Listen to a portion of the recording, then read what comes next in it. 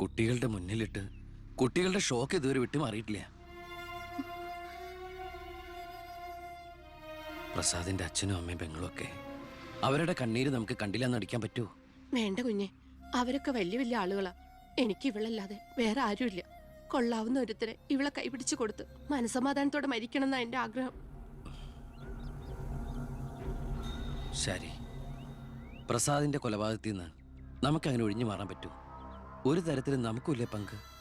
താൻ ഒരാൾ വിചാരിച്ചാല് കൊലപാതകയെ കോടതിയുടെ മുമ്പിൽ കൊണ്ടുവരാൻ പറ്റും, വ്യക്തമായ സാക്ഷിമൊഴികളോടെ. എന്നെ വിശ്വാസമില്ല ശരിക്ക്. ഞാൻ വരാം, ഏത് കോടതിയിൽ വേണമെങ്കിലും. മോളെ, ഒരു കുഴപ്പമുണ്ടാവില്ലമ്മേ.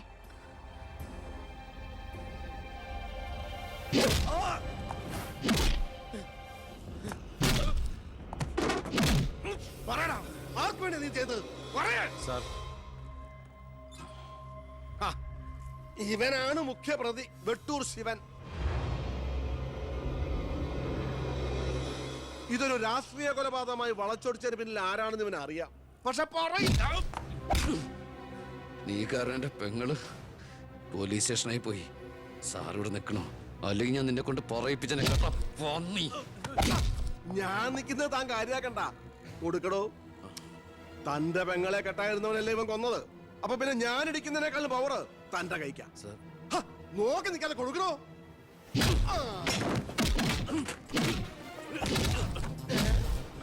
തിരിച്ചടിക്കാൻ തന്റെ അച്ചു വീടോ? ഇടിച്ചു തന്നെയോ? ഇടിക്കടോ.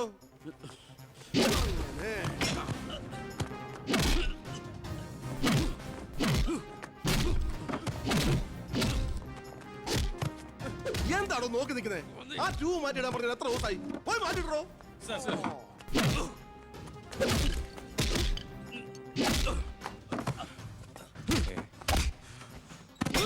എന്താ സാർ? ഒന്നുമില്ലടോ, പോലീസ് സ്റ്റേഷനിൽ കൊണ്ടുവന്ന് പ്രതി ഓടി രക്ഷപ്പെടാൻ ശ്രമിച്ചു. പിടികൂടിയപ്പോ പറ്റിയ മുറിവുകളാണ് ദേഹത്തെന്ന് FIR എഴുതി ചേർന്നു. സാർ,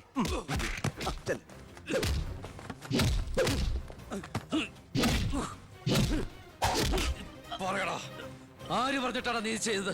പറയാൻ ആരാടാ നിന്റെയൊക്കെ പിന്നിൽ? മതി മതി, ഒരു ചാൻസ് കിട്ടിയെന്ന് വെച്ച് ഓവറാക്കരുത്. അവൻ ചത്തുപോവും. പിന്നെ ലോകം മർദ്ദനം, CA സസ്പെൻഷൻ. വെറുതെ എന്തിനാ എന്റെ കഞ്ഞിയില്? തൽക്കാലം ഇവനൊന്ന് റെസ്റ്റ് എടുക്കട്ടെ. എനിക്ക് അവന്റെ മേലെ കുറച്ച് പണിയുണ്ട്. എന്നിട്ട് ഞാൻ അവനെ കൂടെ സത്യം പറയിപ്പിച്ചോളാം. താൻ ചെല്ലേ.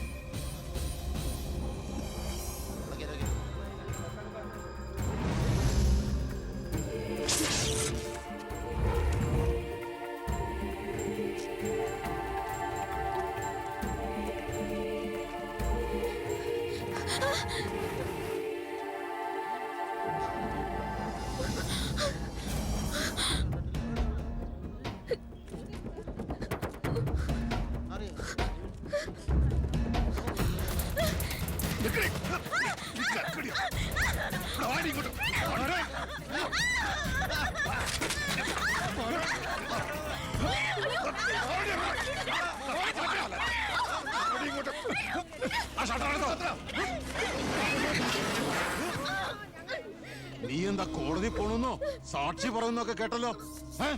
ശരിയാണോടി? നീ കണ്ടതല്ലേ കൺമുമ്പിലൊരു പാവത്തിനെ കൊത്തി നുറുക്കിയത്? നിനക്ക് ജീവിക്കണമെന്ന് ആഗ്രഹമില്ലേ? നിന്നെ പോലെ ഉള്ളവരാടി ഞങ്ങളെയൊക്കെ വീണ്ടും വീണ്ടും വഴിതെറ്റിക്കുന്ന.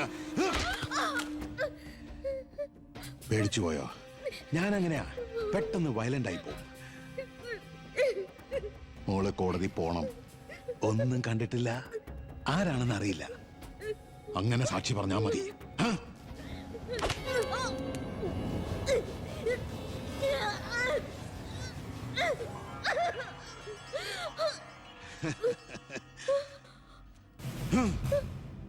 ഇനി ഇതിന്റെ പേരിൽ നമ്മൾ തമ്മിൽ കാണേണ്ടി വരരുത്.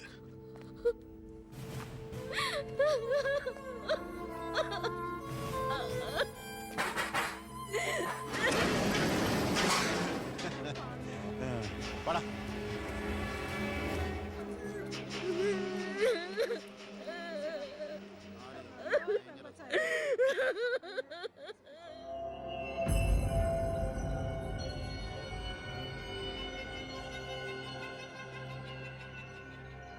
രണ്ടുപേരോട് 1000 വട്ടം ഞാൻ പറഞ്ഞതല്ലേ, കല്യാണ പ്രായ പെണ്ണ. ഇനി ആരിവളെ എല്ലാം തൊലച്ചില്ലേ? അതിനിപ്പോ ഒന്നും സംഭവിച്ചില്ലല്ലോ. ആര് വിശ്വസിക്കും? ഇത്രയും പേരുടെ മുന്നിൽ വെച്ച് മറുപടി പറഞ്ഞു പറഞ്ഞു ഞാൻ മടുത്തു. എങ്ങനെ ആശ്വസിപ്പിക്കണ്ടെന്ന് എനിക്കറിയില്ല. ഈ സമയത്ത് പറയുന്നത് ശരിയാണോന്നും അറിയില്ല. ഒരു സഹതാപത്തിന്റെ പുറത്ത് ചോദിക്കുന്നതല്ല. എനിക്കിഷ്ടമാണ് അവളെ. ഞാൻ നോക്കിക്കോളാം, പൊന്നുപോലെ. രാഷ്ട്രീയ കുടുംബമല്ലേ, അവസരത്തിനൊത്ത് പലതും പറയും, നാളെ അത് മാറ്റിയും പറയും. തിരിച്ചറിവില്ലാത്ത പ്രായത്തിൽ നീ കൊടുത്ത കത്ത് മേടിച്ചു എന്ന് പറഞ്ഞ് ആട്ടി പുറത്താക്കിയതല്ലേ ഞങ്ങളെ. ഇപ്പതാ സാക്ഷി പറയാൻ കൊണ്ടുപോയി അവളുടെ ജീവിതവും നശിപ്പിച്ചു. ഇനി എന്ത് വിശ്വസിച്ച അവളെ നിന്റെ കൂടെ അയക്കേണ്ടത്? കൊല്ലൂല്ലെന്ന് എന്താ ഉറപ്പ്? മന്ത്രിയുടെ മോൻ എന്ന പദവിയല്ലാതെ ഇവളെ കൊണ്ടുപോയി പോറ്റാൻ നിനക്ക് വല്ല ജോലി ഉണ്ടോടാ?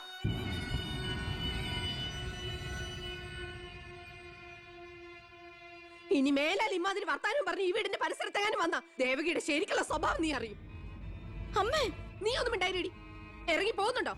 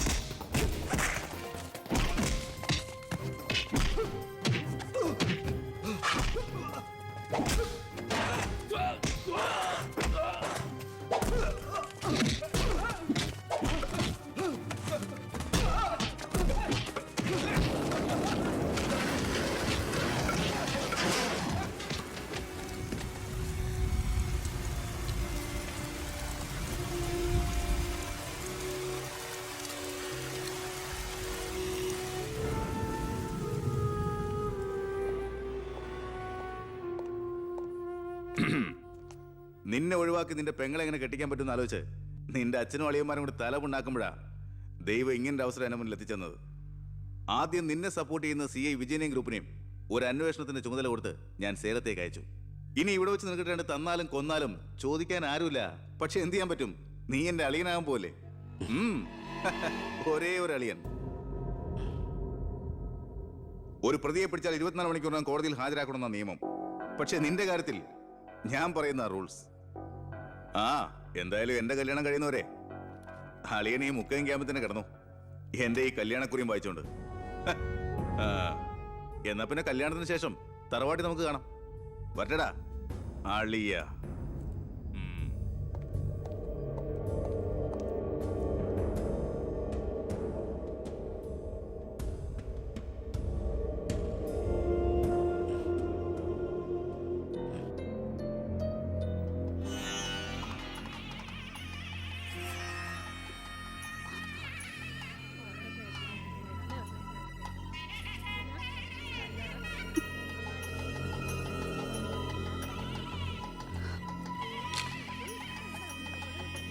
ഇതുവരെ റെഡി ആയില്ലേ?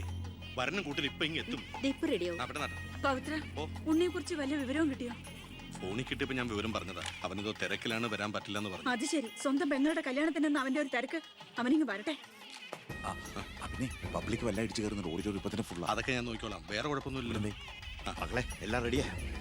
കുഴപ്പമൊന്നുമില്ല അല്ലേ? അച്ഛൻ ടെൻഷൻ അടിക്കാതെ. 2-3 VIP സീറ്റുകൾ ഒഴിച്ചിടണം. കേന്ദ്രമന്ത്രി വിശാൽ ശർമ്മ എയർപോർട്ടിൽ എത്തിക്കാനായിട്ടും. ഓക്കെ.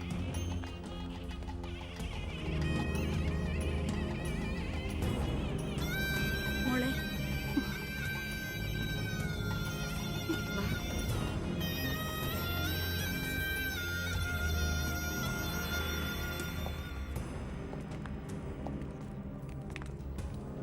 ഏഴ് ദിവസം മുഖ്യം ക്യാമ്പിൽ കടത്തിയിട്ട് ജഡ്ജ്മെന്റ് പറഞ്ഞു കേട്ടില്ലേ, ഇന്നലെ ഉച്ചയ്ക്ക് കസ്റ്റഡിയിലെടുത്താണെന്ന്. എന്തായാലും FIR ശിക്ഷ ഇളവ് കിട്ടാനുള്ള ചാർജേ ഉള്ളൂ. നിന്നെ ഒഴിവാക്കി നിന്റെ പെങ്ങളുടെ കല്യാണം നടത്താനുള്ള തന്ത്രമായിരുന്നു അതിന് പിന്നിൽ. അത് വെറും കല്യാണമായിരുന്നില്ല. കേന്ദ്രം ഭരിക്കുന്നവരടക്കം കേരളത്തിലെ സകല മന്ത്രിമാരുണ്ടായിരുന്നു. ആരുണ്ടായാലും എന്താ, ഒരേ ഒരു മകനെ ജയിലിൽ അടച്ചിട്ടല്ലേ.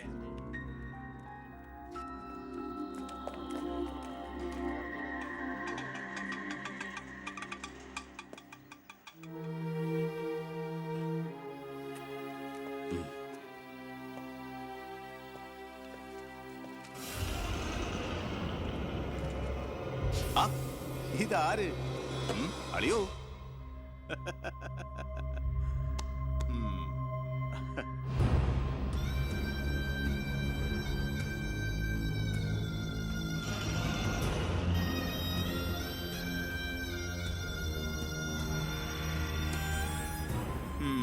ഒരു ദൂരയാത്ര കഴിഞ്ഞ് വരുന്ന ലക്ഷണമുണ്ടല്ലോ. അളിയൻ ഇത്ര ദിവസം എവിടെയായിരുന്നു? നീ ഇങ്ങനെ നോക്കി നിൽക്കുന്ന അളിയനെ പോയി ഒരു ചൂട് ചായ എടുത്തുണ്ടോ? ചെല്ല്. എന്തിനാ ഇപ്പൊ അങ്ങോട്ട് വന്നത്? കാണണ്ട നിന്നെ എനിക്ക്. വീട്ടിലൊരു നല്ല കാര്യം നടക്കുമ്പോ നാട് നന്നാക്കാൻ നടക്കുന്നു. മന്ത്രിയായി നിന്റെ അച്ഛനേക്കാൾ തിരക്കുണ്ടോടാ നിനക്ക്? ഞാനില്ലായിരുന്നെങ്കിൽ എന്താമേ, ഇവിടുത്തെ കാര്യങ്ങളൊക്കെ ഭംഗിയായിട്ട് നടത്താൻ എല്ലാരും ഉണ്ടല്ലോ. എത്തിയോ വിമതൻ? വിമതൻ ചെറുപ്പകാലത്ത് ആവേശമായിരുന്നു എനിക്ക് എൻ്റെ അച്ഛൻ. മനസ്സുകൊണ്ട് രാഷ്ട്രീയ ഗുരുവെ കണ്ടിട്ടാ ഞാൻ രാഷ്ട്രീയത്തിലേക്ക് ഇറങ്ങിയത്. പക്ഷേ അടുത്തറിഞ്ഞപ്പോ തെറ്റുകളിൽ നിന്നും തെറ്റുകളിലേക്കാണല്ലോ അച്ഛൻ പോയിക്കൊണ്ടിരിക്കുന്നത്. എന്റെ കൂടെപ്പുറപ്പിനെ മനസ്സിലാക്കിയില്ലല്ലോ. വളരെ വിഷമമുണ്ട്, സഹതാപമുണ്ട്.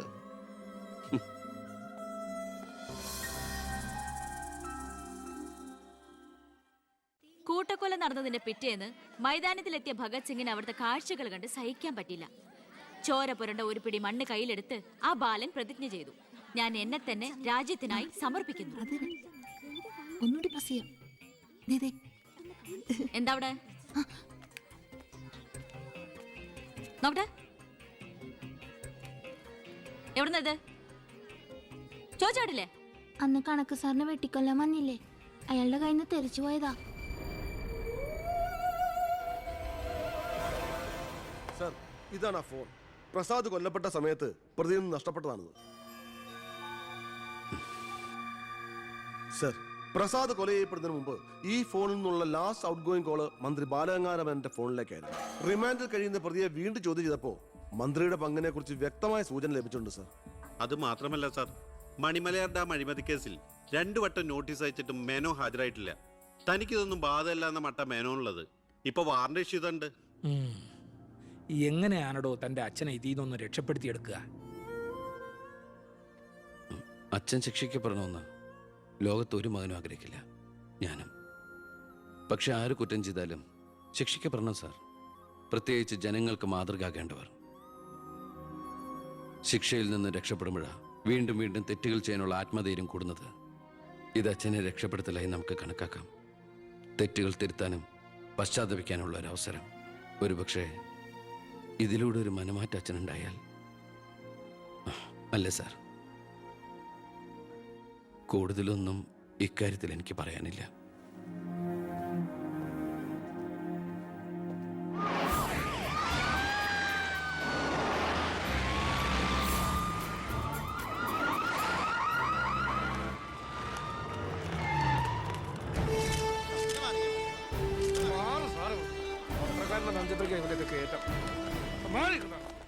നിങ്ങളോട് വെയിറ്റ് ചെയ്യൂ സർ. അച്ഛാ, ഹർഷം വരുന്നു. അച്ഛാ, മുഖ്യമന്ത്രിയുടെ ഓർഡർ കൈ കിട്ടി അല്ലേ? അച്ഛനെ അറസ്റ്റ് ചെയ്യാൻ മരുമകന് ഡ്യൂട്ടി. അവറാച്ചൻ കളിക്കട്ടോ, കളി അവിടെ വരെ പോകുന്ന കാണാം നമുക്ക്. അച്ഛനെ കോടതിയിലേക്ക് കൊണ്ടുപോയാൽ മതി. ജാമ്യത്തിനുള്ള ഏർപ്പാടൊക്കെ ഞാൻ ചെയ്തിട്ടുണ്ട്. വക്കീലുമായി ജോസ്പേട്ടൻ കോടതി വെയിറ്റ് ചെയ്യാ. നീ എങ്ങനെ എന്നെ കൊണ്ടുപോകുന്ന? കാറിൽ ഫോളോ ചെയ്താൽ കാറിലോ? എന്റെ പട്ടി വരും. പോലീസ് ജീപ്പിന്റെ പിന്നിലിട്ട് തന്നെ എന്നെ കൊണ്ടുപോകണം. അതിനു മുമ്പ് ഈ മുറ്റത്തിട്ട് എന്നെ തല്ലി ചതയ്ക്കണം, മുടുമുണ്ട് വലിച്ചു പറിക്കണം. ആ പിന്നെ പത്രക്കാരോ ചാനലുകാരോ ചോദിച്ചു കഴിഞ്ഞാൽ മുഖ്യന്റെ സ്പെഷ്യൽ ഓർഡർ ആണെന്നൊക്കെ പറഞ്ഞേക്കണം. ഇതൊന്നും നീ ചെയ്യണ്ട, പോലീസുകാരെ കൊണ്ട് ചെയ്യിച്ചാ മതി. അയ്യോ, ഓ ഇത് മുഖ്യമന്ത്രിയെ താഴെ ഇറക്കാനുള്ള കുശാഗ്രവതി ഇല്ലേ? എന്റെ പൊന്നെ, ഞാൻ എന്തുവായി കേൾക്കുന്നേ? ഗുരു എന്നെ ഒന്ന് അനുഗ്രഹിച്ചാട്ടെ. അനുഗ്രഹമൊക്കെ അവനോട് വാങ്ങിച്ചാ മതി. അയ്യോ, ഈ മേനോൻ സാറിന്റെ ബുദ്ധി. കാര്യങ്ങളൊക്കെ നമ്മുടെ പോലീസുകാരോടൊന്ന് പറഞ്ഞേക്കാം. ജയ്,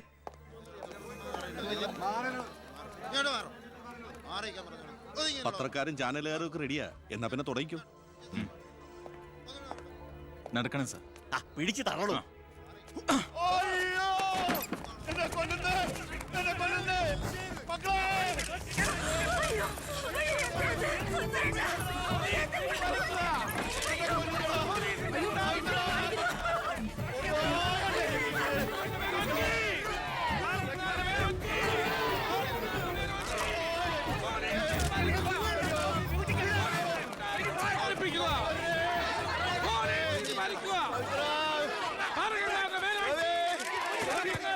എന്ത് പോക്കറ്റമാണോ കാണിക്കുന്നത്? ഒരു മിനിസ്റ്ററല്ലേ അദ്ദേഹം? വീട്ടിൽ കയറി അനാവശ്യം കാണിക്കാതെ ബഹളം ഉണ്ടാക്കരുത്. ഇത് chief minister order. Chief minister order.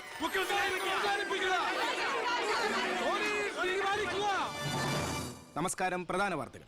മന്ത്രി ബാലഗംഗാധര മേനോന്റെ അറസ്റ്റിൽ പ്രതിഷേധിച്ച് കേരളത്തിൽ പലയിടങ്ങളിലും അക്രമങ്ങൾ.